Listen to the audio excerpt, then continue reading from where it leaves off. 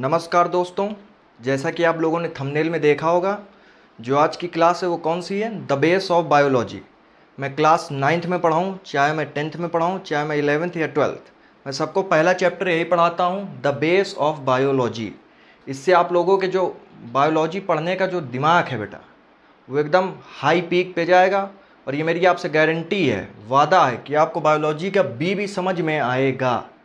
जो बायोलॉजी को पढ़ते हैं वो बायोलॉजियंस हैं, और मैं अपने सभी बायोलॉजियंस को एक ग्रैंड एनर्जेटिक माइट्रोकॉन्ड्रिया वाला सपोर्ट देता हूँ, या ये समझिए कि सल्यूट देता हूँ। ओके, आइए देखते हैं हम लोग बायोलॉजी। जैसा कि मेरा बेटा फर्स्ट क्वेश्चन ये है कि व्हाट इज़ बायोलॉजी। लेकिन उससे पहले मैं आपको ये बता दूं कि ये जो चैप्टर है द बेस ऑफ बायोलॉजी, ये दो पार्ट में डिवाइड है। पार्ट 1,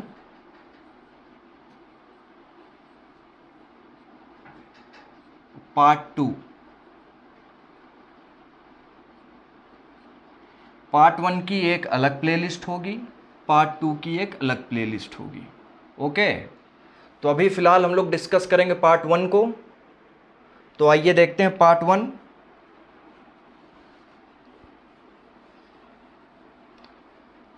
तो मेरा फर्स्ट क्वेश्चन आप लोगों से ये, व्हाट इज़ बायोलॉजी। मैं आपको एकदम बेसिक से लेके चलूँगा और अच्छा समझाऊँगा। ये भरोसा रखिए मुझ पे और अपने आप पे, और समझिए। फर्स्ट क्वेश्चन है, what is biology.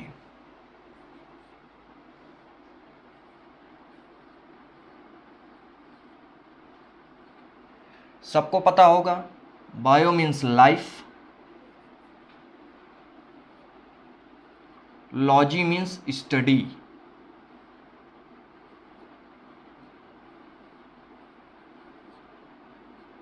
Study of life is called biology.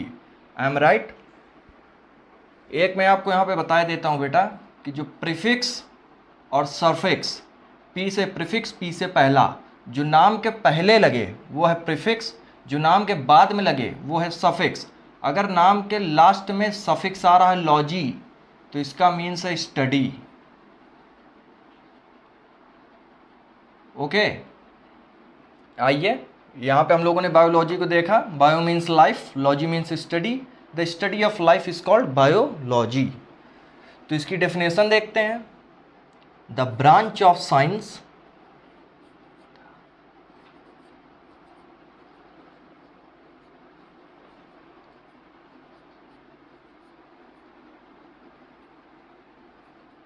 which deals with the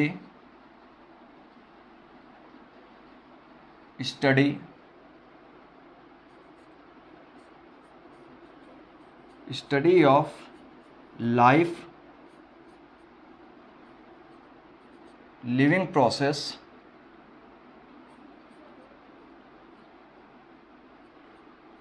living organisms and their species is called biology. ये डेफिनेशन जो है ये करेक्ट है, पर यहाँ पे बेटा मैं क्लास में जो चलने वाला हूँ वो अकॉर्डिंग टू एनसीईआरटी चलूँगा। तो अकॉर्डिंग टू एनसीईआरटी जो डेफिनेशन है, अकॉर्डिंग टू एनसीईआरटी जो बायोलॉजी की डेफिनेशन है,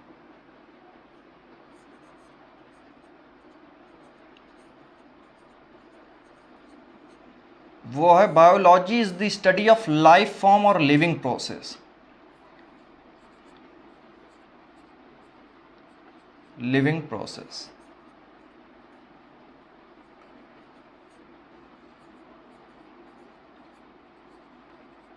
लाइफ फॉर्म मतलब वो जो भी ऑर्गेनिज्म है या जीव है वो किससे बना है, और लिविंग प्रोसेस मतलब उसके अंदर कौन सी प्रक्रिया या फिर कौन सी प्रोसेस हो रही है। तो आइए इसको डिटेल में हम लोग देखते हैं। बायोलॉजी की आपको डेफिनेशन बता दी। बायोलॉजी में दो ब्रांच आती हैं, जो प्लांट की स्पीसीज की स्टडी करे .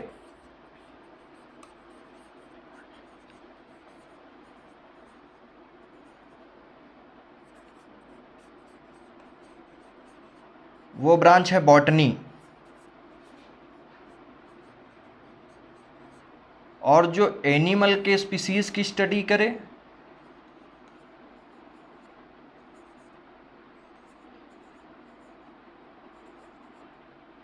वो ब्रांच है बेटा जूलॉजी।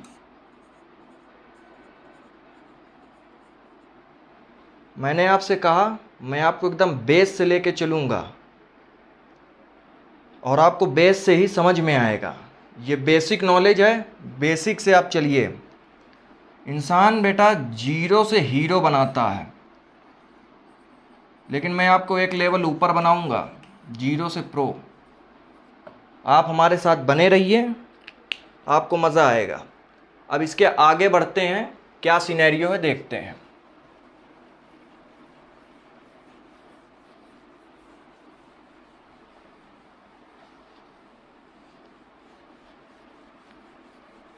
आइए, जब आप अपने आसपास देखेंगे आपको दो चीज़ दिखेगी। यानी कि अगर मैं कहूं सी अराउंड अस, सी अराउंड अस, जब आप अपने आसपास देखेंगे आपको दो चीज़ दिखेगी, एक लिविंग एक नॉन लिविंग। यानी कि अगर मैं हिंदी में कहूं तो जीव और निर्जीव, लिविंग नॉन लिविंग।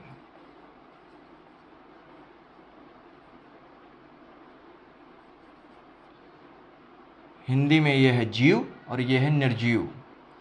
इसको एनसीईआरटी में लिविंग को लिखा गया एनिमेट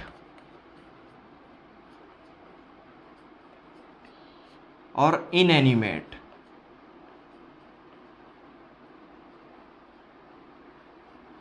अगर आपको ये दे दिया जाए तो आप घबराइएगा नहीं, मतलब वही है लिविंग। और अगर आपको इनएनिमेट दिया जाए तो समझ जाइएगा नॉन लिविंग। तो आपके दिमाग में एक सवाल आता है, व्हाट इज मतलब ये जो लिविंग है, ऐसी कौन सी चीज़ है जो लिविंग को लिविंग और नॉन लिविंग को नॉन लिविंग बनाती है। तो आइए देखते हैं। इसका आंसर आता है बेटा सेल। जिसके पास सेल है वो लिविंग, जिसके पास सेल नहीं है वो non living. Have cell then living, lack cell then non living. Okay, आइए आगे बढ़ते हैं। अब सवाल आता है बेटा कि ये सेल किससे बना है। आप लोगों ने केमिस्ट्री में क्लास 9th में पढ़ा होगा एटम, यानी कि हिंदी में कहें तो परमाणु। आइए, एटम, जब बहुत सारे एटम मिलते हैं तो क्या बनता है, मॉलिक्यूल। ये बायोलॉजी का है तो क्या बनेगा, biomolecule.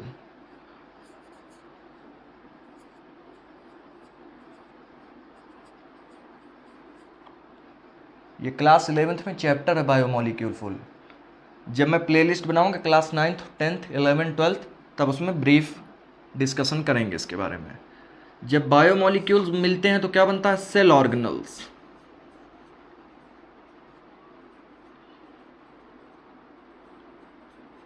Like endoplasmic reticulum, vacuoles, mitochondria, chloroplast, Golgi body etcetera. ये सब आपस में मिलकर के क्या बनाते हैं, सेल। क्या बनाते हैं, सेल। तो ये तो पता चल गया कि सेल किससे बनता है, एटम से। एटम मिलकर के बायोमॉलिक्यूल, बायोमॉलिक्यूल मिलकर के क्या बनाते हैं, सेल ऑर्गेनल्स। ये सारे सेल ऑर्गेनल्स जब आपस में इंटरेक्ट करते हैं तो क्या बनता है, एक कंप्लीट सेल। अब सेल मिलकर के बनाता है बाबू टिश्यू।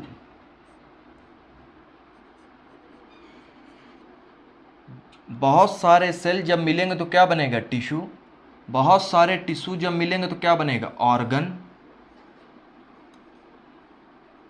बहुत सारे ऑर्गन जब मिलेंगे तो क्या बनेगा, ऑर्गन सिस्टम।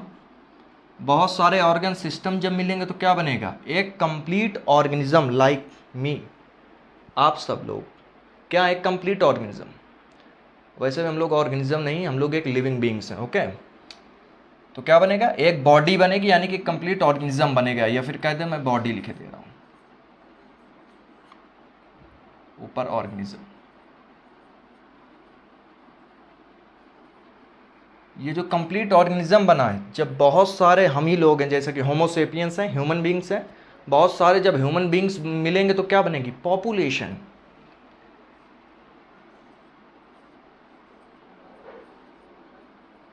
जब बहुत सारी पॉपुलेशन मिलेगी, जैसे कि हम लोग भारत में रहते, तो ये क्या है? भारत की पॉपुलेशन। हम लोगों के भारत से जो जुड़े हुए देश हैं, चाइना, पाकिस्तान, वो क्या कहलाएंगी? Sister population. क्या कहलाएगी? Sister population. जब बहुत सारी सिस्टर पॉपुलेशन मिलेगी, जैसे कि हम लोग होमोसेपियंस हैं, ये भारत की पॉपुलेशन है, पाकिस्तान में भी होमोसेपियंस है, ये पाकिस्तान की पॉपुलेशन है, यानी कि सिस्टर पॉपुलेशन है हम लोगों की। ऐसे यूरोप पे हैं, सब होमोसेपियंस ही हैं। तो जब बहुत सारे सिस्टर पॉपुलेशन मिलती है तो क्या बनती है? स्पीसीज। हम लोग क्या हैं? होमोसेपियंस। क्या बनती है? स्पीसीज।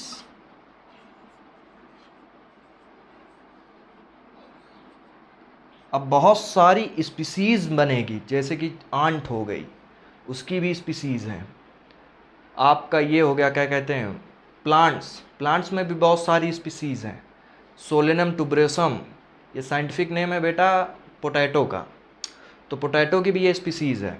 ऐसे बहुत सारी जितने भी लिविंग बींग्स हैं उनकी भी सबकी स्पीसीज है। जब बहुत सारी स्पीसीज बनेगी, यानी कि लिजर्ड हो गया, कॉकरोच हो गया, जब ये सब आपस में मिलेंगे, उनकी स्पीसीज अलग है, हमारी स्पीसीज अलग है, हम लोग होमोसेपियंस हैं। जब सारी स्पीसीज आपस में इंटरेक्ट करती है तो बनता है बेटा क्या? Biotic community. Tic community.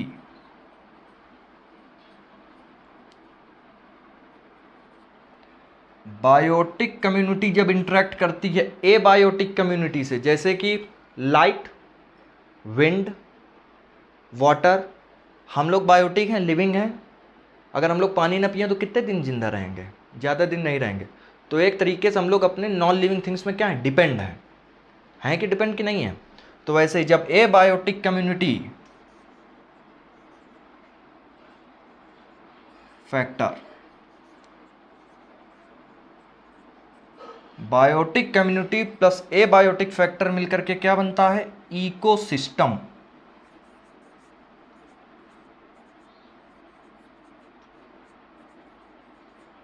यानी कि आप एक कॉलोनी में रहते हैं, उस कॉलोनी में वाटर है, लाइट है, सनलाइट तो मिलती ही है, पानी है, एयर है, सब कुछ है। एक कॉलोनी क्या हुई? इकोसिस्टम हुई। ऐसे ही जो जंगल में रहते हैं उनके लिए वो उनकी कॉलोनी है, तो क्या हुई? इकोसिस्टम। जब बहुत सारे इकोसिस्टम मिलते हैं बेटा तो क्या बनता है? लैंडस्केप। लैंडस्केप।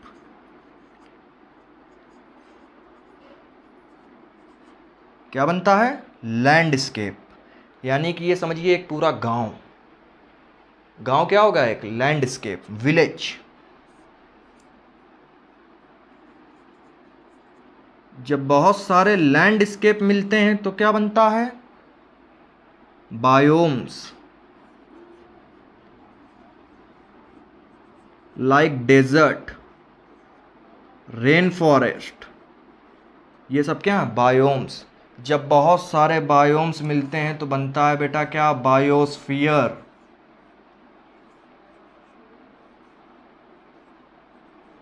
और अपनी अर्थ क्या है? बायोस्फीयर। अपनी पूरी अर्थ क्या है? Biosphere.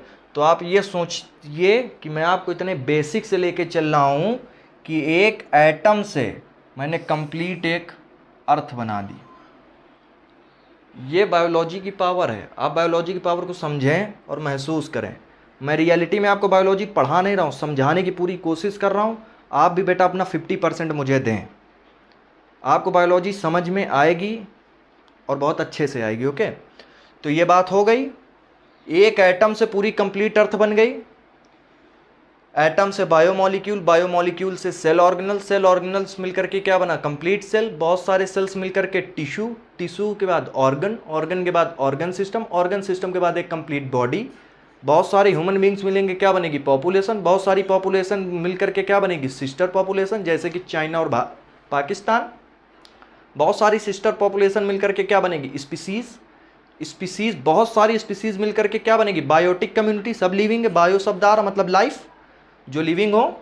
Biotic community plus a biotic is called ecosystem. बहुत सारे इकोसिस्टम मिलकर के क्या बनाएंगे? लैंडस्केप। बहुत सारे लैंडस्केप मिलकर के क्या बनाएंगे? बायोम्स। बहुत सारे बायोम्स मिलकर के क्या बनाएंगे? बायोस्फीयर। ओके, तो बायोस्फीयर बन गई, यानी कि अपनी अर्थ, एक एटम से पूरी अर्थ बन गई। बनी बेटा? तो अब आगे देखते हैं इसमें क्या होगा।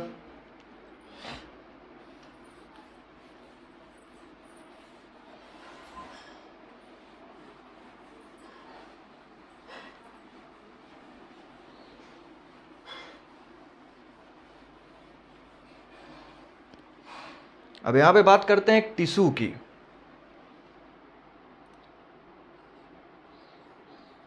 सेल से मिलकर के क्या बना था? टिश्यू। तो यहां पे टिश्यू के बारे में थोड़ा जानकारी लेते हैं हम लोग। बहुत सारी सेल्स मिलकर के टिश्यू तो बनाती, लेकिन टिश्यू के लिए कुछ 3 पॉइंट हैं, स्टार पॉइंट हैं, उसको याद रखिए। Group of cells, group of cells, common origin,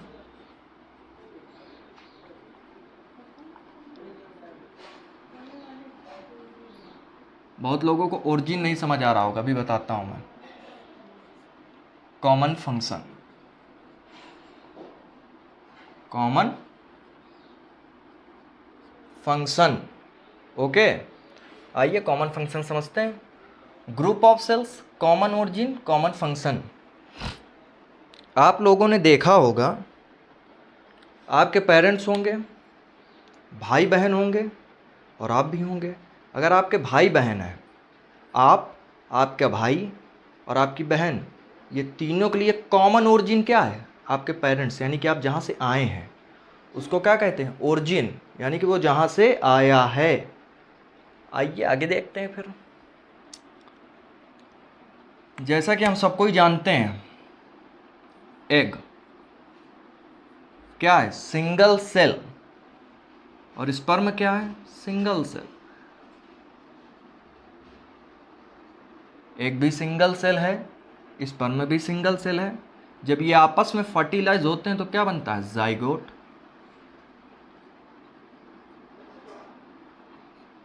ये एक सिंगल सेल बना है और ये डिप्लॉयड है, यानी कि 2n।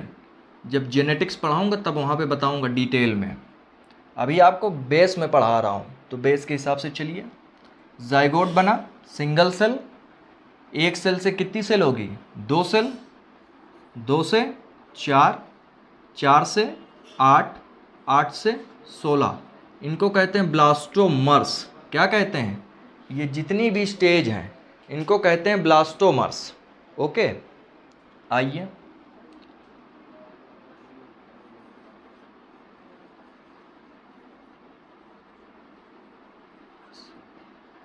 जब ये 16 स्टेज वाली होती है, यानी कि ये समझिए, ये इसमें कॉम्पैक्ट मास होता है, यही 16 सेल्स होती हैं यहाँ पे। इसको कहते हैं ट्रोफोब्लास्ट।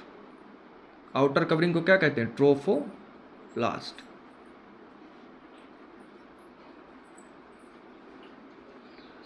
और ये क्या है? Mass of cell. तो जब ये बेटा यूट्राइन कैविटी में जाता है, तो जो यूट्राइन की इनर वॉल होती है, एंडोमेट्रियम, वो जल्दी जल्दी उसकी सेल्स डिवाइड करने लगती है और इसको क्या करती है? घेर लेती है। तो इसको कहते हैं इम्प्लांटेशन। क्या कहते हैं?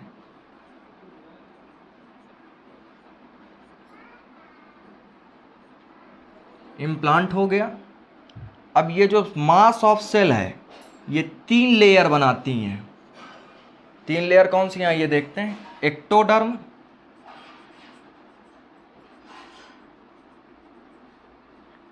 Mesoderm, endoderm.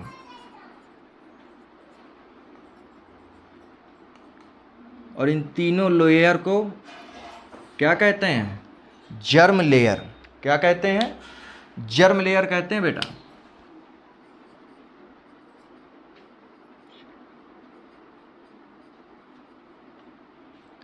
एक्टोडर्म बाहर वाली लेयर, मीजो, एम से मिडिल तो बीच वाली लेयर, और एंडो अंदर वाली लेयर। यानी कि अगर इसको एग्जांपल में समझाऊं, first layer, second layer, third layer, तो दो के बीच में है तो कौन सी, मीजो, एक्टो, एंडो सबसे अंदर है। ओके, तो अब मैं आपको ये टिश्यू के लिए ये क्यों पढ़ा रहा हूँ, ये ऑरिजिन के लिए। अब ये जो एक्टो, मीजो, एंडो हैं, ये बनाती क्या क्या है आइए देखते हैं। Ectoderm, ecto hair, nails, skin, उसके बाद आता है nervous system. Nervous system short form में लिख दिया, याद रखिएगा। Okay, nervous system. तो इसको याद करने के लिए निमोनिक्स की ज़रूरत तो है नहीं, बाकी मीजो और एंडो के लिए मैं निमोनिक्स बताऊंगा, तो इसको आप ऐसे याद रखिए, hair, nails, skin and nervous system are all formed by ectoderm. अब देखते हैं मीजो के लिए।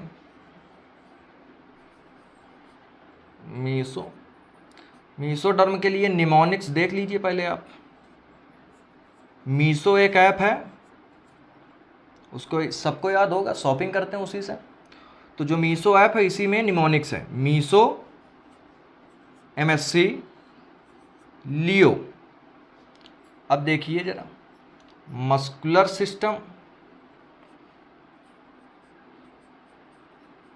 मस्कुलर एस का मतलब सिस्टम है। ओके, उसके बाद स्केलेटल सिस्टम,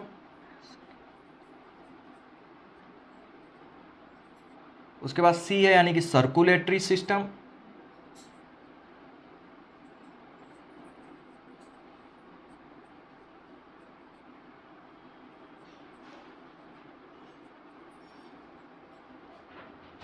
एल है यानी कि लंग्स, ई है यानी कि इपीथीलियम, लंग्स इपीथीलियम।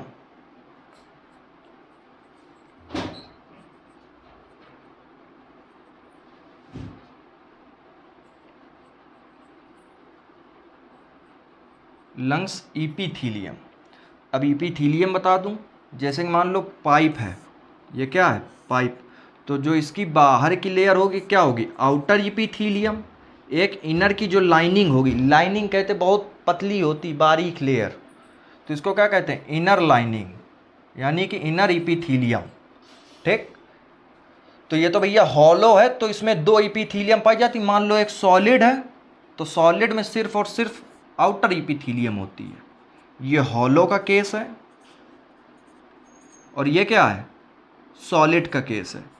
तो मेरा पहला सवाल है कि सॉलिड में कितनी इपीथीलियम लेयर होती हैं, 1, हॉलो में 2, एक अंदर एक बाहर। अगर मैं तुमसे क्वेश्चन कहूँ आप लोगों से कि हमारे माउथ में कितनी इपीथीलियम होंगी, तो 2। क्यों, एक इनसाइड इनर इपीथीलियम, एक आउटसाइड, इसको कहते हैं कंपाउंड इपीथीलियम। ओके, तो आगे आइए। और हॉलो, ये सॉलिड है तो एक ही इपीथीलियम होगी आउटर। तो ये तो इपीथीलियम का कॉन्सेप्ट हो गया। तो लंग्स इपीथीलियम यानी कि लंग्स की जो रचना होती है, लंग्स ऐसा होता है,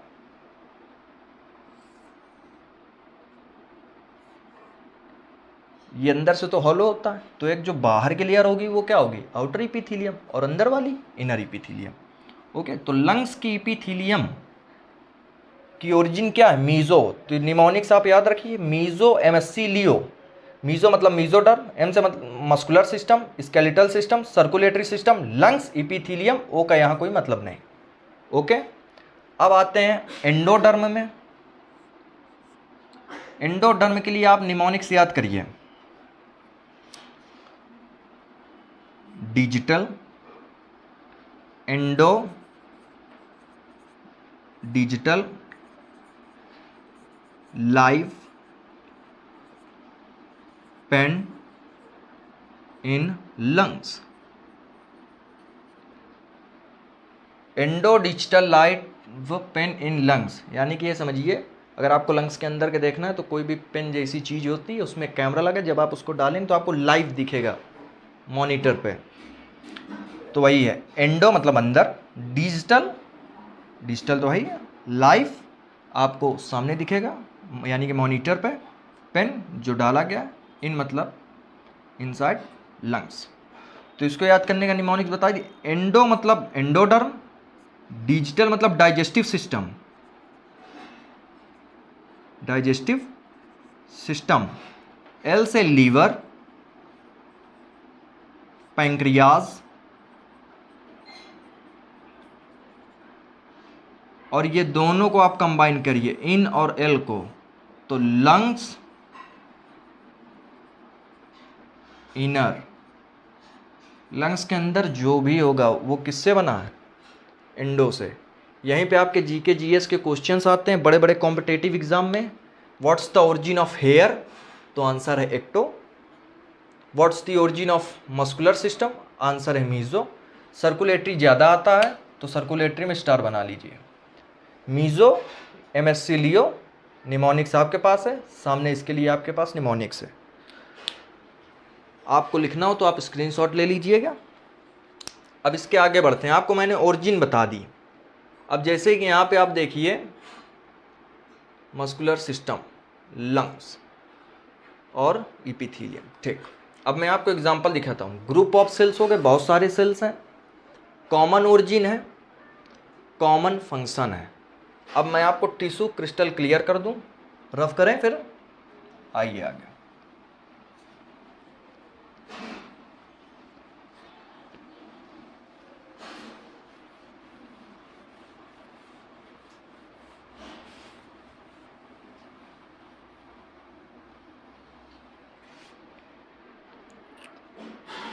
जैसे कि डाइजेस्टिव सिस्टम है, यानी कि मान लीजिए स्टमक है अपना,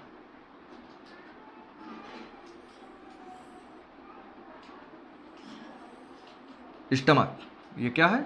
स्टमक। तो मेरा फर्स्ट क्वेश्चन है, स्टमक किस लेयर से बना है? क्या कोई बता सकता है? एंडो। ये किससे बना है?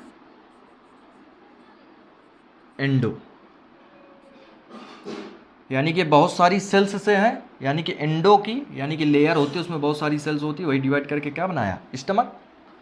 तो स्टमक किससे बना? एंडो से, यानी कि बहुत सारी सेल्स से मिलकर के स्टमक बना, ठीक है।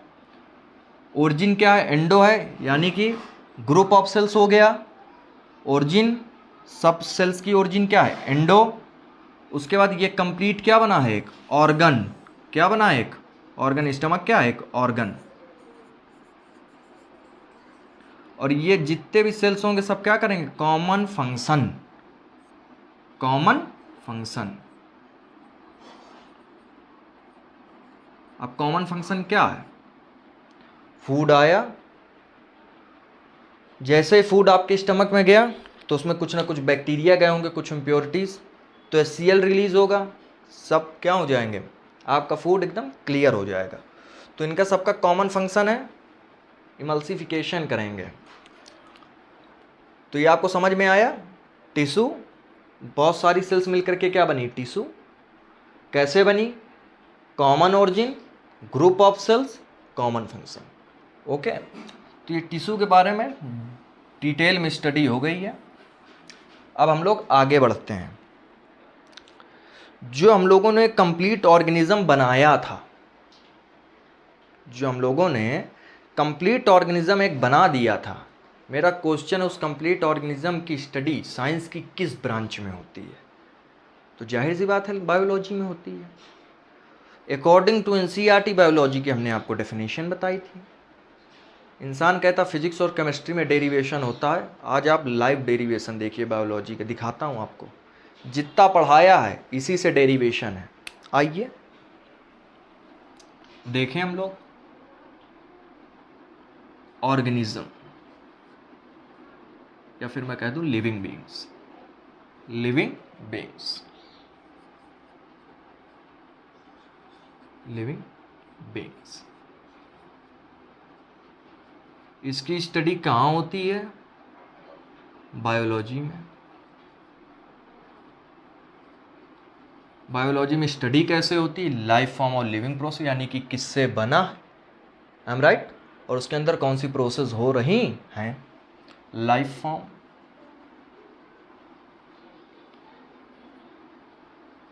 और लिविंग प्रोसेस।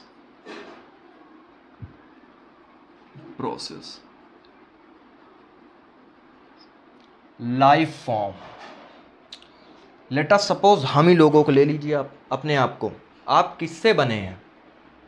क्या आप बता सकते हैं आप किससे बने हैं भैया? बताइए कोई। गुड अनुज, सेल से। अगर हम लोग सेल से बने हैं तो एक स्ट्रक्चर तैयार हुआ हम लोगों का, कंप्लीट स्ट्रक्चर तैयार हुआ है। तो भैया स्ट्रक्चर,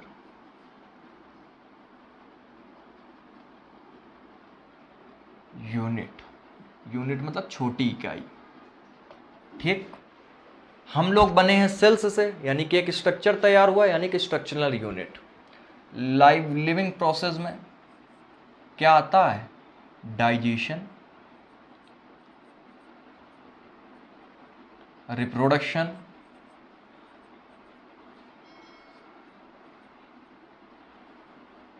डाइजेशन और रिप्रोडक्शन के बाद फोटोसिंथेसिस प्लांट में होती है।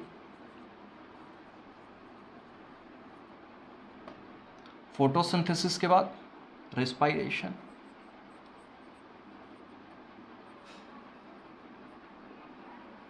ये जितनी भी प्रोसेस हैं ये सब सेल के अंदर ही होती है।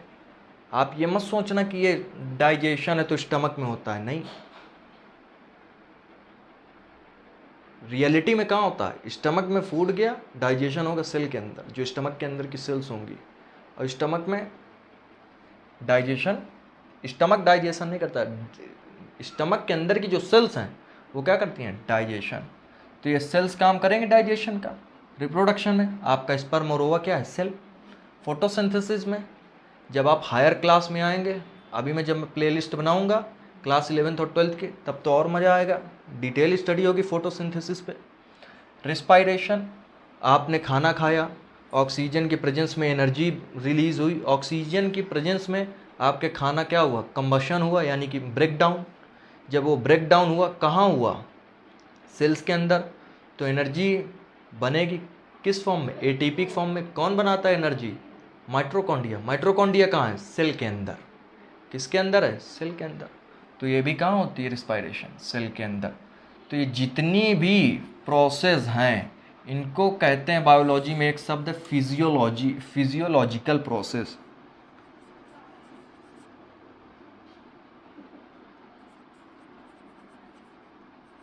फिजियोलॉजिकल प्रोसेस, और इसकी स्टडी कहते हैं physiology.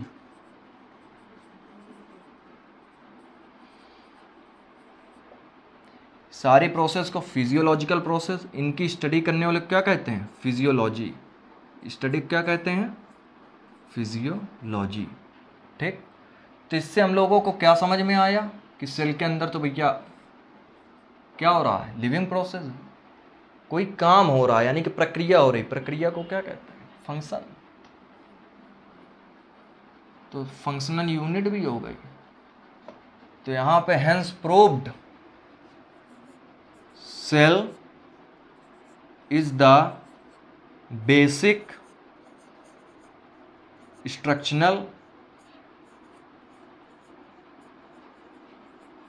and functional unit of life। ये प्रूव हो गया। मैं चाहता आपको मैं भी रटा देता कि cell is the basic structural and functional unit of life. मैं आपको बेस से लेकर के चल रहा हूँ और स्टार्टिंग तक समझा रहा हूँ। इसको समझाने के लिए मैंने आपको डिटेल स्टडी दी है, तो इसको समझिए। Cell is the basic structural functional unit of life. रटते सब हैं, समझ में किसी को आता है, अब आपको समझ में आएगा। कोई अगर आपसे पूछ ले कैसे ये स्ट्रक्चरल यूनिट है, आप बता सकते हैं। पूछ ले कैसे फंक्शनल यूनिट है, आप बता सकते हैं। ओके, पढ़िए, अच्छा पढ़िए, कोई जल्दीबाजी नहीं है। सिर्फ आप इस वीडियो को देखिए और इस प्लेलिस्ट को देखिए। ये मेरा आपसे वादा है, बायोलॉजी में आप टॉप पे रहेंगे। You will become a pro. जैसे मेरा है बायोलॉजी बाय अभी प्रो, वैसे आप भी क्या होंगे? प्रो। आइए आगे देखते हैं।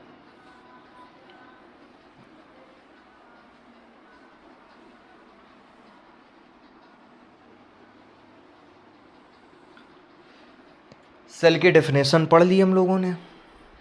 अब सेल का इतिहास पढ़ते हैं कि सेल की डिस्कवरी कहाँ से हुई। सेल सेल की स्टडी को क्या कहते हैं? साइटोलॉजी। क्या कहते हैं? साइटोलॉजी। और फादर ऑफ साइटोलॉजी कहते हैं भैया रॉबर्ट हुक को।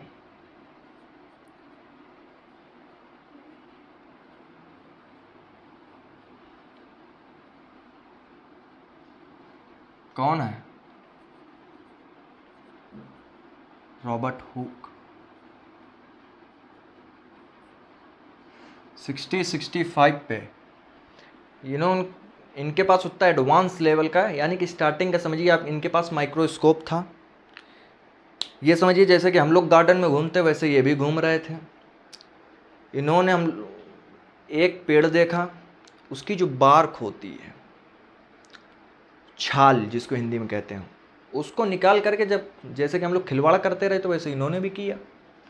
उसको निकाल करके जब माइक्रोस्कोप से देखा तो उनको ये स्ट्रक्चर दिखा। देखिए जरा,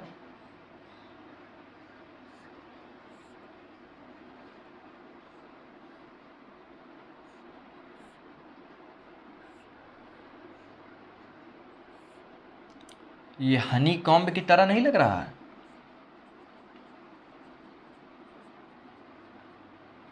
मधुमक्खी की छत्ते की तरह। इन्होंने इसकी खोज की और इसको कहा सेल। बट रियलिटी में बाबू इन्होंने खोज की थी सेल वॉल की, जो कि क्या होती है? रिजिड, यानी कि डेड। अपने दिमाग में एक कॉन्सेप्ट बना लीजिए, रिजिड मतलब कठोर, जो कठोर है वो डेड है। बायोलॉजी में एक टर्म है, जो रिजिड है यानी कि कठोर है, जो कठोर है वो मरा हुआ है। अब इसके बाद आगे बढ़ते हैं। सेल की स्टडी को साइटोलॉजी कहते हैं।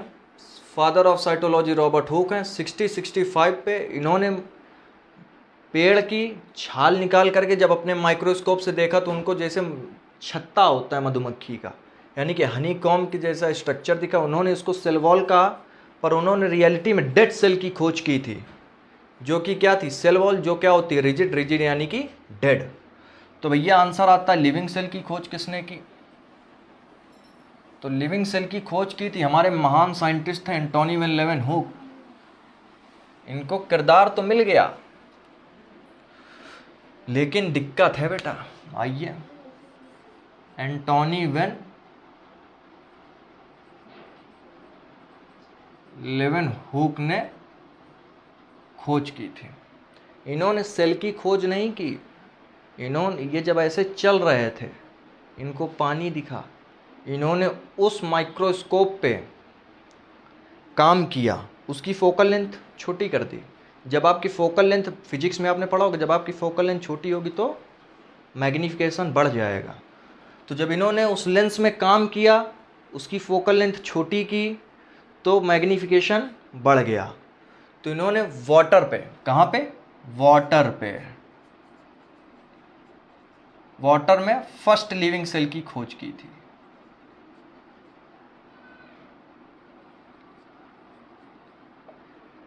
फर्स्ट लिविंग सेल की खोज की, लेकिन उसके बारे में बताया नहीं। इन्होंने सोचा कि पहले कंफर्म तो करूं, तो इन्होंने सेल की खोज नहीं की।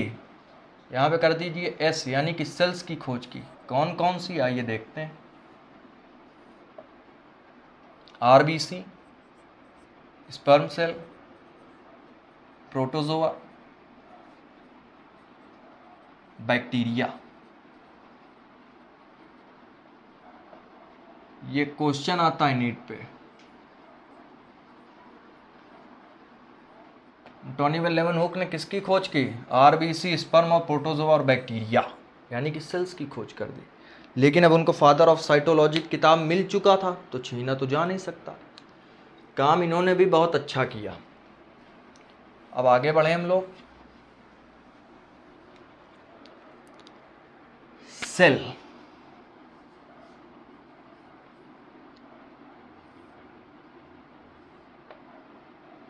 अगर एक सेल है तो यूनिसेलुलर,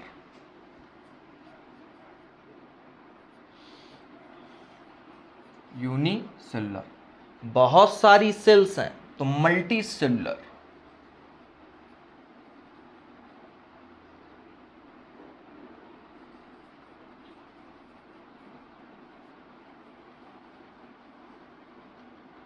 यूनिसेलुलर्स में आप लोगों के आते हैं मोनेरा ग्रुप और प्रोटिस्टा किंगडम, मोनेरा किंगडम और प्रोटिस्टा किंगडम। मल्टी सेलुलर्स में आप लोगों के आते हैं बाबू फंजाई, प्लांटी, एनिमिलिया। 5 किंगडम है। तो एक सेल है यूनिसेलुलर, बहुत सारी सेल्स हैं मल्टी सेलुलर। कौन है? मोनेरा किंगडम के और प्रोटिस्टा किंगडम के। मल्टी सेलुलर्स में फंजाई, प्लांटी और एनिमिलिया। ये भी एक बहुत छोटी सी चीज़ थी, आप इसको याद रखिए कि अगर प्रीफिक्स यूनी लिखा है तो यानी कि सिंगल, मोनो लिखा है यानी कि सिंगल। यूनी और मोनो का मतलब ये होता है क्या? सिंगल। ओके, तो इसको स्टार बना के याद रखिएगा। मोनो और यूनी जहाँ है तो आप समझ जाइए कि सिंगल है। ओके, आपको मैं ये याद करा दूं अगर हो सके तो, ये Monera, protista, fungi, Plantae, Animalia. वैसे मैं तब इसको पढ़ाता हूँ जब मैं बायोडाइवर्सिटी पढ़ाता हूँ, लेकिन बेस चल रहा है तो मैं आपको हर चीज़ बताते हुए चलूँगा। ओके, आइए आगे देखते हैं। मैं इसको आपको डिटेल में एक छोटा सा चार्ट बनाए देता हूँ। वैसे ये है तो बहुत बड़ा, 12th वाले बच्चे जानते होंगे।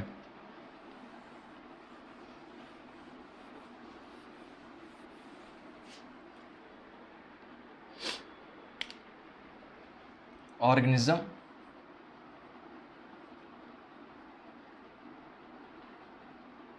ऑर्गेनिज्म 2 प्रकार के होते हैं, प्रोकैरियोटिक। अभी सब आगे आएगा, टेंशन मत लीजिएगा, या फिर मैं आगे ही बताऊं इसको? भैया हटने दीजिए, मैं आपको आगे बताता हूँ। ओके, खामाखाई आप लोगों को टेंशन होगी, नए नए शब्द आ रहे हैं, प्रोकैरियोटिक, यूकैरियोटिक। जिसको आता है उसके लिए अच्छा है, जिसको नहीं आता है, क्योंकि मैं बेस से लेके चल रहा हूँ। तो अब आगे बढ़ते हैं हम लोग। सेल्स की डेफिनेशन देख ली, यूनिसेलुलर, मल्टी सेलुलर, बायोलॉजी क्या है, एक सिंगल एटम से पूरी अर्थ कैसे बनी है, हम लोगों ने एकदम डिटेल स्टडी ली है। टिश्यू क्या है, ectoderm, mesoderm, endoderm, germ layer, zygote, fusion, etcetera etcetera. तो हम लोगों ने जब सब कुछ देख लिया है तो अब आगे बढ़ते हैं हम लोग। आइए,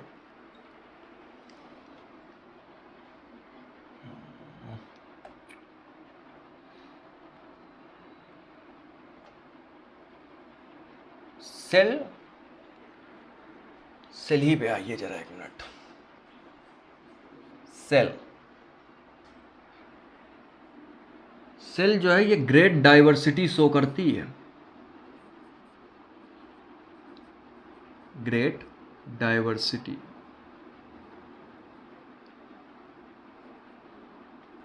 डाइवर्सिटी का मतलब जानते हैं? जहाँ पे हर प्रकार के जीव, हर प्रकार के प्लांट बहुत ही छोटी जगह में पाए जाएं, एवरी टाइप्स। यानी कि अगर एग्जांपल्स के मामले में आपको समझाऊं तो ये समझिए कि ये एक हलवाई की दुकान है, यहाँ पे सिर्फ लड्डू है, बर्फ़ी है, लड्डू है, बर्फ़ी है और जलेबी है, लेकिन बी है। इसकी दुकान पे लड्डू, बर्फ़ी, जलेबी, समोसा, गुजिया, क्या? गुजिया, इतनी चीज़। तो याद रखिएगा डाइवर्सिटी आपकी 2 चीज़ पे डिपेंड करती है, नंबर्स और टाइप्स। देखिए यहाँ पे नंबर्स और टाइप्स, नंबर ज़्यादा है, टाइप्स ज़्यादा है, तो इसकी क्या है, ग्रेटेस्ट डाइवर्सिटी। यहाँ पे नंबर कम है, टाइप्स कम है, क्या है, स्मॉल डाइवर्सिटी। तो इसका मतलब होता है, डाइवर्सिटी का मतलब क्या होता है, छोटे से एरिया में बहुत सारी डाइवर्सिटी पाई जाए। डाइवर्स का मतलब होता ही है कि अलग अलग। तो आगे बढ़ें। जो सेल होती है वो ग्रेट डाइवर्सिटी शो करती है। किस बिहाफ पे शो करती है, आइए देखें जरा। पहला आता हम लोगों का साइज, यानी कि सेल की साइज। आइए देखें, स्मॉलेस्ट, लार्जेस्ट और लॉन्गेस्ट।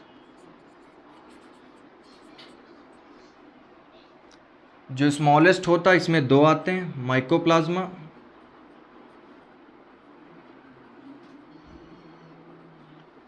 कॉम्पिटेटिव एग्जाम में आपको इससे ज़रूर सवाल मिलेगा, चाहे नीट का हो चाहे किसी भी बायोलॉजी लेवल का हो, आपको इस माइकोप्लाज्मा से सवाल 100% मिलेगा। तो इसकी स्टडी क्लास 11th के सेकंड चैप्टर में है, उसमें बताएंगे। फिर माइकोप्लाज्मा के बाद आता है इसमें बैक्टीरिया। माइक्रोप्लाज्मा का जो साइज होता है 0.3 माइक्रोमीटर होता है, बैक्टीरिया का 3 से 5 माइक्रोमीटर होता है। साइज याद रखिएगा। लार्जेस्ट में भी दो आते हैं, ऑस्ट्रीचेक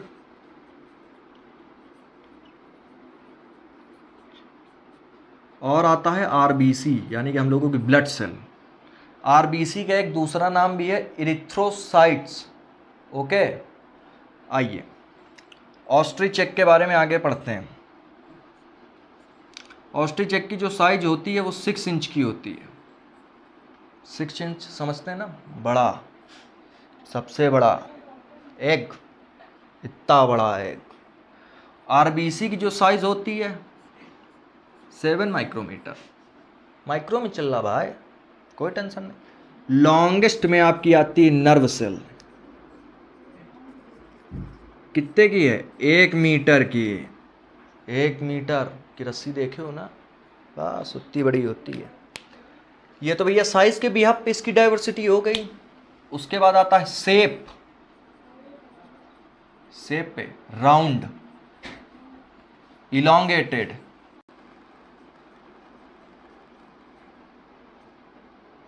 राउंड यानी कि गोल, इलोंगेटेड यानी कि रबड़ होती है उसको आप खींच लें, यानी कि लंबा। इलोंगेटेड मतलब लंबा, राउंड हो गया, इलोंगेटेड हो गया। बाइकॉनकेव, अपनी आरबीसी होती है बाइकॉनकेव शेप की। उसके बाद आता है फंक्शन, स्टोरेज,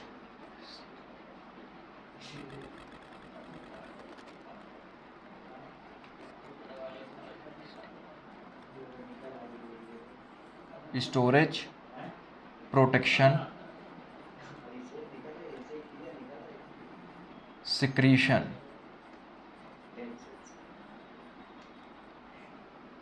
स्टोरेज, प्रोटेक्शन और सिक्रीशन। एक चीज़ ये याद रखिएगा कि जो शेप होता है वो फंक्शन पे डिपेंड करता है। जैसा फंक्शन होगा वैसा शेप होगा। ओके, आइए। तो डाइवर्सिटी में क्या था, साइज के बिहाफ पे स्मॉलेस्ट, लार्जेस्ट, लॉन्गेस्ट। शेप के बिहाफ पे राउंड, इलोंगेटेड, बाइकॉनकेव। फंक्शन के बिहाफ पे स्टोरेज, कुछ स्टोर करके रखेगी। प्रोटेक्शन यानी कि सेल के अंदर के जितने भी कंपोनेंट्स हैं उनको प्रोटेक्ट करेगी, उसी हिसाब से क्या करेगी, ये उसका फंक्शन है, प्रोटेक्शन। सिक्रीशन, सिक्रीट करना यानी कि कुछ निकालना। आप हिंदी में अभी यही समझिए, उसके बाद आगे बताता हूँ। अब आइए आगे पढ़ते हैं हम लोग सेल थ्योरी। सेल थ्योरी हम लोग डिटेल में पढ़ेंगे।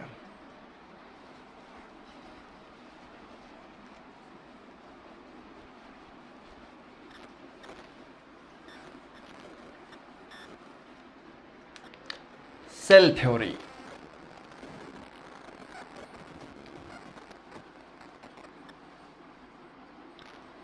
ये जो सेल थ्योरी है इसको दो लोगों ने दी थी बेटा। अगर कोई पूछे सेल थ्योरी किसने दी, तब तो आंसर आएगा स्केलेटन और स्वान। लेकिन कोई पूछे हाइपोथेसिस ऑफ सेल थ्योरी किसने दी, सेल थ्योरी,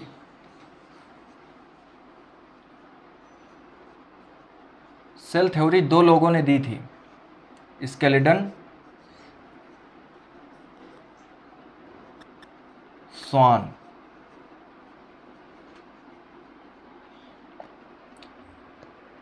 अगर क्वेश्चन आपसे पुट अप हो कि सेल थ्योरी किसने दी थी, तब तो आंसर होगा स्केलेटन और स्वान, दोनों लोगों ने दी थी। लेकिन अगर आंसर पूछा जाए कि हाइपोथेसिस किसने दी थी, तब आंसर आएगा स्वान। इसलिए इसमें स्वान साहब पे एक स्टार बना लीजिए। जो स्केलेटन थे ये जर्मन बॉटनिस्ट थे, जर्मन बॉटनिस्ट।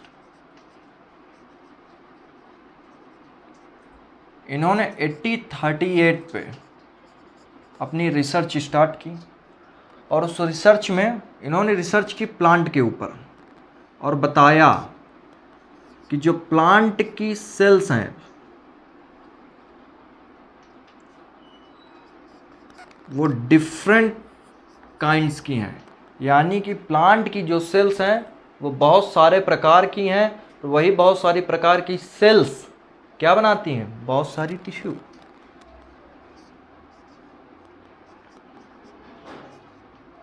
ओके, यानी कि अगर मैं इसको इंग्लिश में लिख दूं तो ये है, plants have many types of cells, या फिर मैं कहूं plants have different types of cells and form tissue.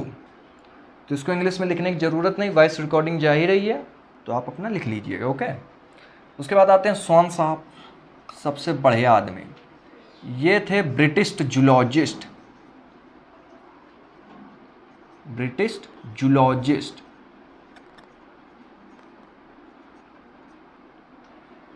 इन्होंने 1839 में इन्होंने प्लांट और एनिमल सेल के बारे में स्टडी किया, प्लांट सेल और एनिमल सेल दोनों के बारे में स्टडी किया। तो इन्होंने जानते हो क्या पाया, इन्होंने बहुत अच्छी चीज पाई। इन्होंने जब प्लांट सेल की आउटर बाउंड्री देखी तो उसमें सेल वॉल थी, सेल मेम्ब्रेन थी। जब एनिमल सेल की आउटर बाउंड्री देखी तो उसमें सेल वॉल अब्सेंट थे और सेल मेम्ब्रेन प्रेजेंट थी। तो उसके बिहाफ पे इन्होंने हाइपोथेसिस दी, यानी कि हाइपोथेसिस का मतलब होता परिकल्पना।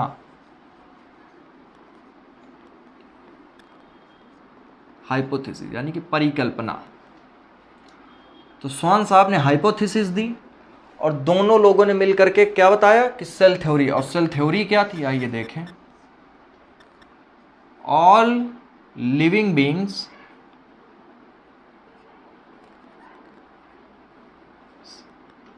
Are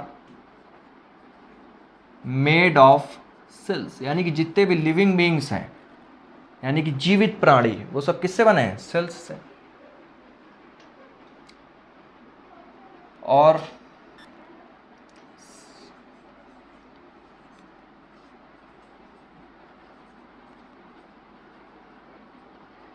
all living beings are made up of cells and cell product, cell और सेल के प्रोडक्ट से बने हैं। तो ये तो इन्होंने दे दिया सेल थ्योरी। लेकिन जब कहते हैं ना इंसान अच्छा काम करता है तो कोई ना कोई होता है जो भैया आपके इसमें दिक्कत है। तो हमारे आए भैया रुडोल्फ वर्काउ। जब रुडोल्फ वर्काउ साहब आए, मान लीजिए ये रुडोल्फ वर्काउ साहब हैं, इन्होंने आ करके स्केलेटन और स्वान से पूछा, क्या पूछा कि ये नई सेल कैसे आती है, यानी कि no idea for cell division. इनको आइडिया नहीं था सेल डिवीजन का, इनको पता ही नहीं था कि नई सेल कैसे आती है। तो स्वान साहब जो थे हमारे, सॉरी रुडोल्फ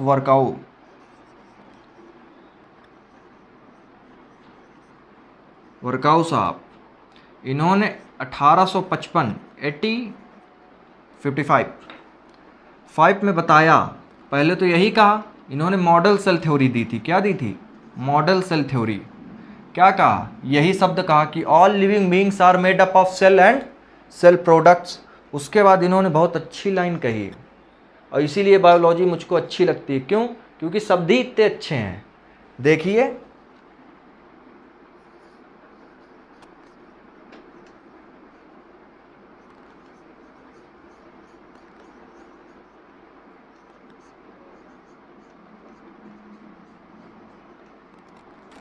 कहा ओमनी सेलुला एंड ई सेलुला, यानी कि ओमनी सेलुला एंड ई सेलुला का मतलब होता है all cells arise from pre extinct cells. क्या मतलब होता है? All cells arise from pre extinct cells. Pre मतलब जो पुराने सेल्स से, उन्हीं से क्या बनी है? नई सेल्स।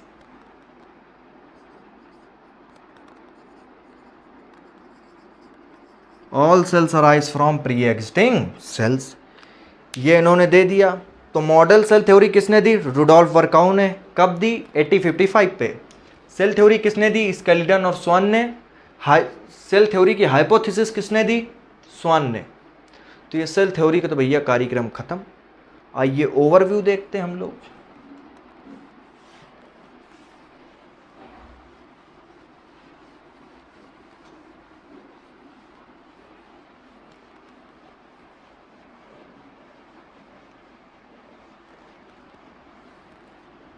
एक बार हमारे सर ने कहा था, तुमको बायोलॉजी क्यों अच्छी लगती है? तो हमने कहा था, नाम बहुत अच्छे हैं। किसी से कह दो थर्मस एक्वेटिकस। एक मैथ वाला होता है जो बच्चा, वो तो ज़्यादा से ज़्यादा subtraction, addition, cos theta, tan theta वो तुमको पता होगा। लेकिन एक बार जहाँ कह दो कि थर्मस एक्वेटिकस, बैसिलस थ्यूरिंजियासिस, समझो काम खत्म। वो नाम सिर्फ तुम्ही को पता है, क्योंकि तुम क्या हो? बायोलॉजियंस। आइए आगे देखते हैं ओवरव्यू।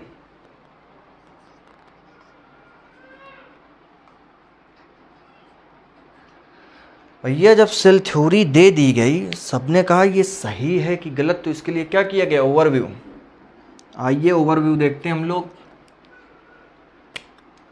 माइक्रोस्कोप का, इलेक्ट्रॉन माइक्रोस्कोप का इस्तेमाल किया गया। किसका? इलेक्ट्रॉन माइक्रोस्कोप का जब इस्तेमाल किया गया तो इससे दो चीज़ देखी गई, प्लांट और एनिमल की सेल। तो प्लांट के लिए लिया गया ओनियन पील, यानी कि ओनियन का छिलका, प्याज का। और एनिमल सेल के लिए लिया गया क्या? चीक सेल, यानी कि गाल की सेल। आइए, ओनियन पील क्या है? Plant cell.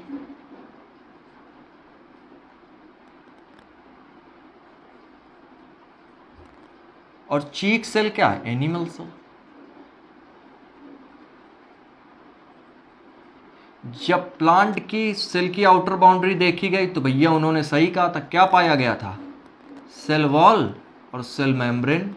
जब इनकी आउटर बाउंड्री देखी गई तो क्या मिला? क्या मिला भैया? Cell membrane. सेल वॉल क्या थी? एब्सेंट थी। कहा ओवरव्यू तो सही है।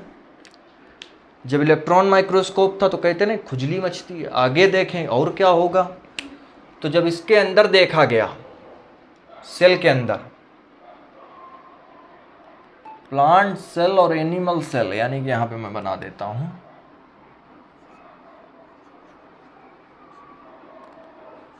प्लांट सेल,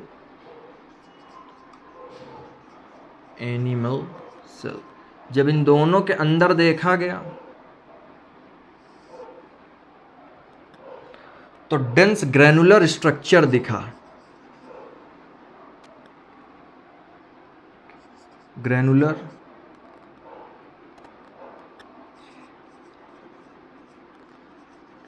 स्ट्रक्चर, जो डेंस मतलब एकदम, कहते ना उसको, अरे इसको क्या कहें, डेंस मतलब मैं आपको समझाऊं, जैसे कि हार्ड, एकदम गुच्छा हुआ, घना। डेंस, ग्रैनुलर मतलब दानेदार। स्ट्रक्चर दिखा, यानी कि घना दानेदार को स्ट्रक्चर दिखा, जैसे कि समझ लो राई, राई आती, राई का दाना वैसा। तो वो जो डेंस ग्रैनुलर स्ट्रक्चर दिखा, उसको देखा किसने था? रॉबर्ट हुक ने, सॉरी रॉबर्ट ब्राउन ने, रॉबर्ट ब्राउन ने।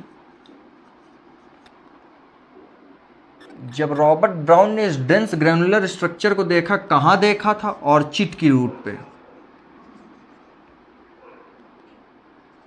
ऑर्चिड की रूट पे देखा था।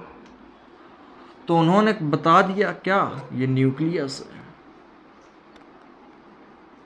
वो क्या था? न्यूक्लियस था। किसने खोज की? रॉबर्ट ब्राउन ने। क्या नाम, कहाँ पे की? ऑर्चिड की रूट पे। ऑर्चिड की रूट मतलब एक प्लांट है, ओके। तो न्यूक्लियस के बिहाफ पे दो प्रकार के ऑर्गेनिज्म मिले, यानी कि on the basis of nucleus, on the basis nucleus के बिहाफ पे, यानी कि न्यूक्लियस को देख करके दो प्रकार के एनिमल मिले, प्रोकैरियोटिक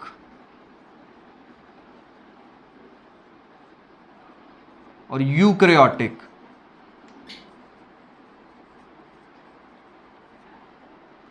प्रो का मतलब होता है फॉल्स, क्रेयॉन, क्रेयॉन का मतलब होता है न्यूक्लियस। यू का मतलब होता है ट्रू, क्रियोटिक का मतलब होता है न्यूक्लियस, जिसमें, या फिर इसको एक और शब्द देते हैं अनडेवलप्ड, अनडेवलप्ड न्यूक्लियस, और इसको डेवलप्ड।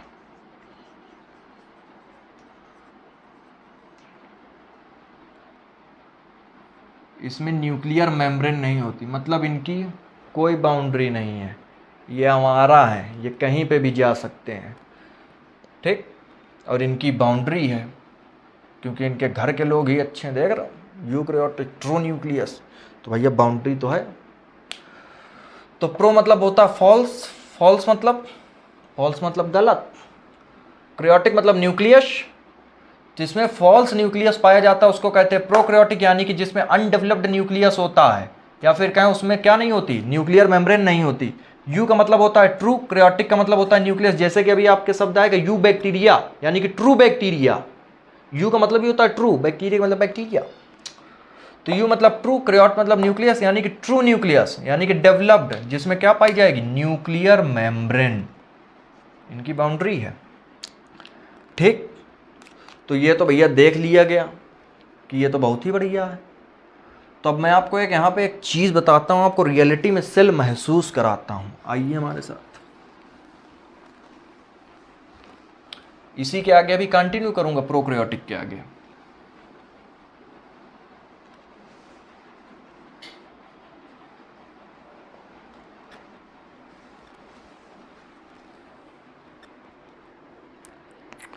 लेट अस सपोज ये जो हम लोगों का बोर्ड है, क्या है? बोर्ड।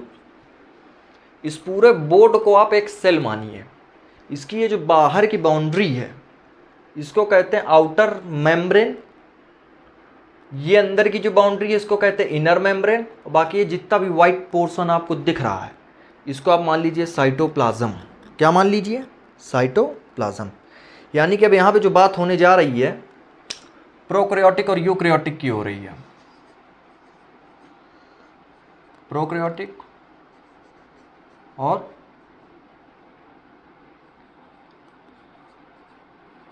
प्रोकैरियोटिक और यूकैरियोटिक।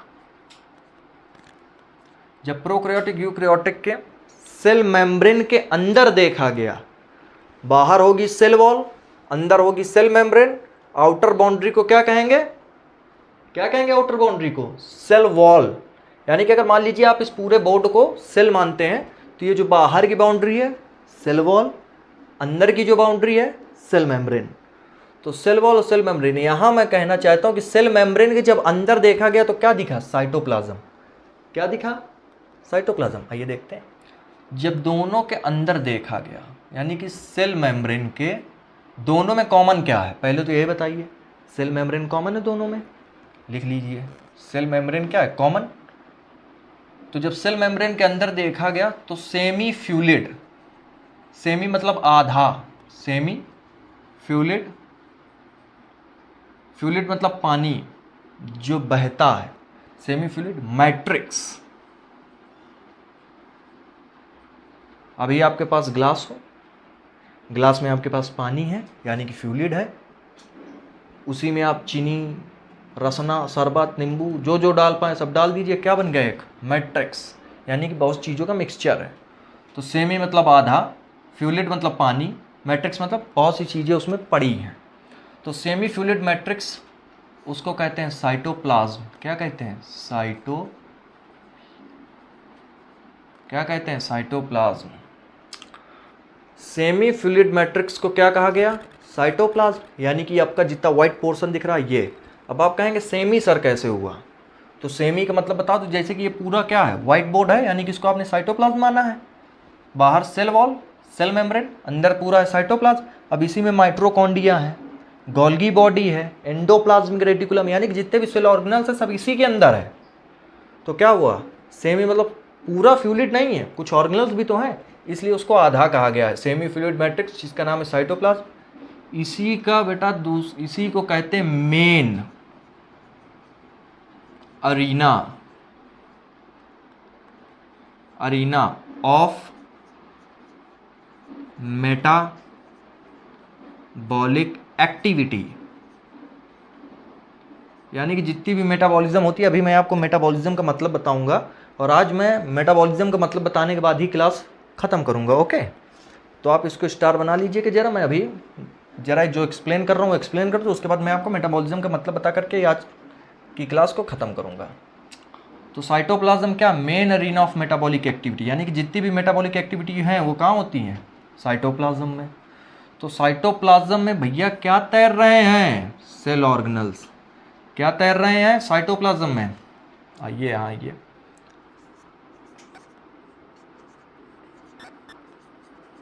साइटोप्लाज्म में क्या फ्लोट कर रहा है? क्या तैर रहे हैं? Cell organelles.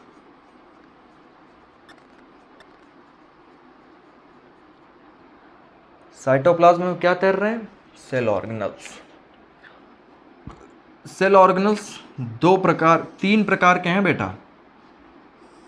देखिए, पहला मेम्ब्रेनलेस,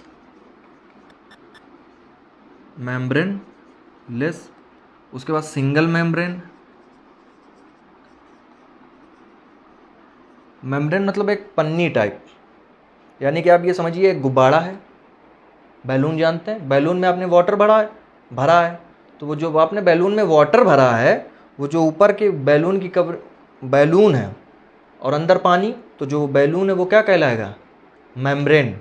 लेकिन वही सिर्फ पानी आप ऐसे फर्श में डाल दें तो क्या कहलाएगा? मेम्ब्रेनलेस। अब एक बैलून के अंदर आपने पानी भरा, अब उसी बैलून को आपने दूसरे बैलून में डाल दिया तो दो लेयर आ गई, यानी कि डबल मेम्ब्रेनस। डबल। आपको और बढ़िया एग्जांपल से समझाता हूँ। ये मेरी बॉडी है, लेट अस सपोज, ये क्या है? मेम्ब्रेनलेस। अगर एक एग्जांपल के तौर पे समझिएगा, ये क्या है? मेम्ब्रेनलेस। अगर ये सल्ट है, जो मेरी टी शर्ट है, सॉरी सल्ट, तो इसको माने तो एक सिंगल मेम्ब्रेन, नीचे बॉडी है, ठीक। अगर इसी के ऊपर मैं एक और शर्ट पहन लूँ तो एक शर्ट दूसरी शर्ट, यानी कि दो मेम्ब्रेन हो गई, यानी कि डबल मेम्ब्रेनस। तो वही ऑर्गेनल है, एक मेम्ब्रेनलेस, उनकी मेम्ब्रेन ही नहीं है, सिंगल मेम्ब्रेनस एक मेम्ब्रेन है, डबल मेम्ब्रेनस दो मेम्ब्रेन है। तो जो सिंगल मेम्ब्रेनस होते हैं वो होते हैं राइबोसोम,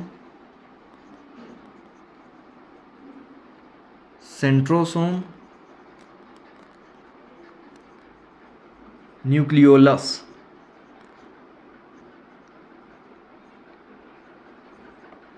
राइबोसोम, सेंट्रोसोम, न्यूक्लियोसोम क्या है? मेम्ब्रेनलेस। डबल मेम्ब्रेन में आ जाइए। अब आप सोचेंगे सिंगल मेम्ब्रेन क्यों नहीं बता रहे, वो भी बताऊंगा, पहले डबल मेम्ब्रेन में आइए जरा। डबल मेम्ब्रेन में कौन है? Mitochondria,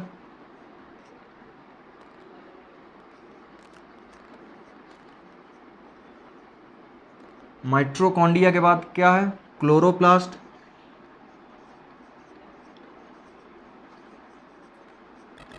mitochondria chloroplast. उसके बाद इसमें आता है एक न्यूक्लियस। मेम्ब्रेनलेस वाले आप 3 ही याद करिए, डबल मेम्ब्रेनस वाले आप 2 याद करिए, माइटोकॉन्ड्रिया, क्लोरोप्लास्ट, न्यूक्लियस। बाकी जितने भी सेल ऑर्गेनल्स बचे वो क्या है, single membranous. Let us suppose example के तौर पे lysosome, Golgi body, endoplasmic reticulum, peroxisome, उसके बाद और क्या हुआ, बहुत से हैं, वैक्यूल्स एक्सेट्रा। तो जितने भी उसके बाद बचे वो सब क्या है, सिंगल मेम्ब्रेनस। अब मैं आपको यहाँ एक चीज़ बताने जा रहा हूँ, ये सिंगल मेम्ब्रेन और डबल मेम्ब्रेन, यहाँ पे देखिए कि ये ट्रिक है, इसको आप याद करिएगा, क्योंकि बायोलॉजी में लिखा रहता है मेम्ब्रेनस बाउंड सेल ऑर्गेनल्स, तो इंसान उसमें कंफ्यूज होता है। तो आइए जरा, single membrane plus double membrane is equals to, single membranes और डबल मेम्ब्रेनस को मिला करके क्या कहा जाता है, मेम्ब्रेन बाउंड सेल ऑर्गेनल। क्या कहा जाता है, membrane bound cell organelle.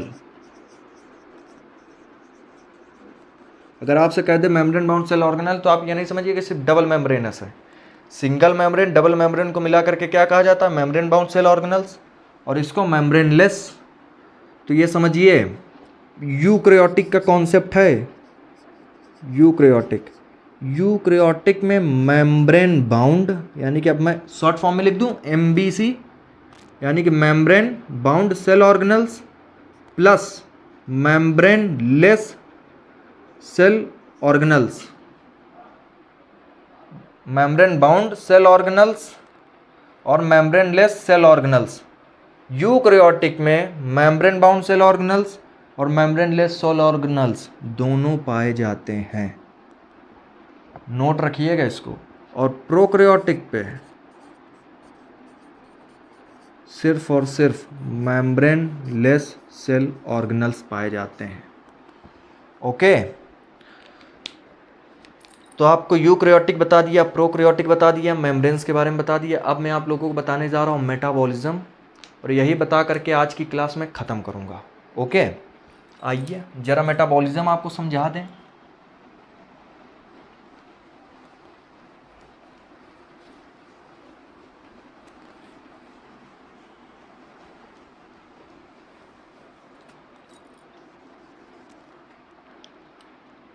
Metabolism,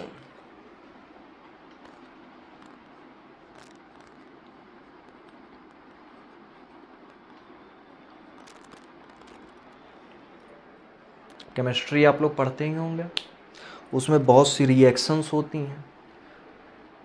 ये रिएक्शन होना शुरू हुई तो ये बना, यानी कि रिएक्टेंट और प्रोडक्ट, ये रिएक्ट कर रहा तो ये बन रहा, इसी को कहते हैं मेटाबॉलिज्म। समझ रहे हैं, हमारी बॉडी में बहुत सी ऐसी रिएक्शंस होती हैं, जब हम लोग हायर क्लास में पढ़ाएंगे, यानी कि जब मैं प्लेलिस्ट अपनी लॉन्च करूँगा क्लास 9, 10, 11, 12, तो 11, 12 में बताऊँगा, उसमें बहुत सी होती हैं जो केमिकल रिएक्शन हमारी बॉडी में जितनी भी हो रही हैं उसको क्या कहते हैं, मेटाबॉलिज्म। तो बेटा मेटाबॉलिज्म जो होते हैं वो 2 प्रकार के होते हैं,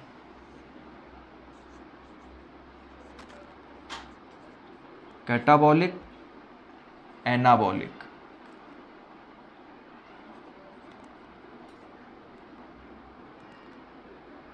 इसको कैटाबॉलिक पढ़ते हैं, लेकिन आपको एक एग्जाम्पल के तौर पे मैं याद कराना चाहता हूँ कि आपको आसानी से याद है। इसको याद रखिए, काटा, जब आप किसी एक चीज़ को काटते हो तो वो 2 चीज़ में बदल जाती है, काटा 2 हिस्से हो गए। कैटाबॉलिक यानी कि कॉम्प्लेक्स सब्सटेंस को जब आप तोड़ेंगे तो एक कॉम्प्लेक्स और 2 कॉम्प्लेक्स बने। ये समझिए, आपने कॉम्प्लेक्स को तोड़ा तो क्या बना, सिंपल वे में समझिए। कैटा मतलब काटा, काटोगे तो टूटेगा, टूटेगा तो कॉम्प्लेक्स से, यानी कि ये समझिए एक ईंट है, आपने इसको तोड़ा, इसके बहुत सारे टुकड़े हो गए, सिंपल मॉलिक्यूल में बदल गया, तो इसको कहते हैं कैटाबॉलिक। एनाबॉलिक में क्या होता है, जस्ट इसी का उल्टा, सिंपल से कॉम्प्लेक्स। ठीक, यानी कि सीमेंट, ये मान लीजिए ये है सीमेंट, ये है ईंट और ये है वाटर। इसको मिला करके जब आप बनाएंगे तो एक पूरी वॉल बनेगी। यानी कि ये क्या है, सिंपल मॉलिक्यूल, इससे क्या बना, एक बड़ा कॉम्प्लेक्स मॉलिक्यूल यानी कि वॉल। तो इसका मैं बायोलॉजी में आपको एक एग्जांपल दे दूं कैटाबॉलिक के लिए। जब रिस्पायरेशन होता है, ऑक्सीजन की प्रेजेंस में हमारा जो फूड होता है वो ब्रेक डाउन होता है, ब्रेक डाउन ही होता है यानी कि टूट रहा है, टूटेगा तो एनर्जी क्रिएट करेगा। रिस्पायरेशन कैटाबॉलिक का एग्जांपल है। एनाबॉलिक का एग्जांपल है फोटोसिंथेसिस, यानी कि जिससे पौधे अपना खाना बनाते हैं। क्या क्या इस्तेमाल होता है, वाटर, CO2, सनलाइट, उसके बाद क्लोरोफिल होता है लीफ के अंदर,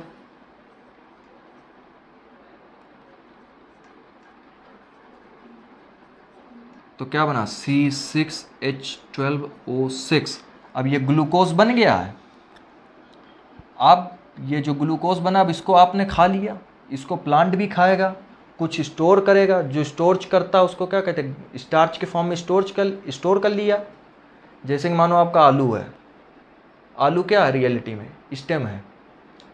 तो जो उसमें फोटोसिंथेसिस हुई, उसके बाद उसने कुछ तो इस्तेमाल किया, खाया, कुछ स्टोर कर लिया अपनी स्टेम में, तो आलू मोटा हो गया। अब उस आलू को हम खाएंगे, यानी कि ग्लूकोज ही तो खा रहे हैं। जब इसको खाएंगे तो क्या होगी, रिस्पायरेशन। यही मॉलिक्यूल टूट के, यानी कि ये जितने भी 6 कार्बन हैं, जब ये 6 कार्बन टूटेंगे बेटा,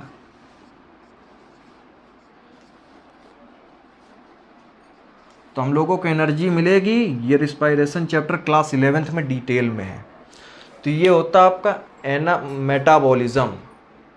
यानी कि अगर इसकी डेफिनेशन आप लिखना चाहें, when a complex molecule converts into a simple molecule is called catabolic, और simple molecule converts into a complex molecule is called anabolic. तो आज की क्लास हम यहीं समाप्त करते हैं। आप हमारे साथ बने रहिए। अगली नेक्स्ट क्लास में हम लोग पढ़ेंगे प्रोकैरियोटिक सेल के बारे में। जो नेक्स्ट लेक्चर होगा, ये अभी पार्ट 1 ही चल रहा बेटा, जो नेक्स्ट लेक्चर होगा वो होगा प्रोकैरियोटिक सेल के बारे में, डिटेल स्टडी करेंगे।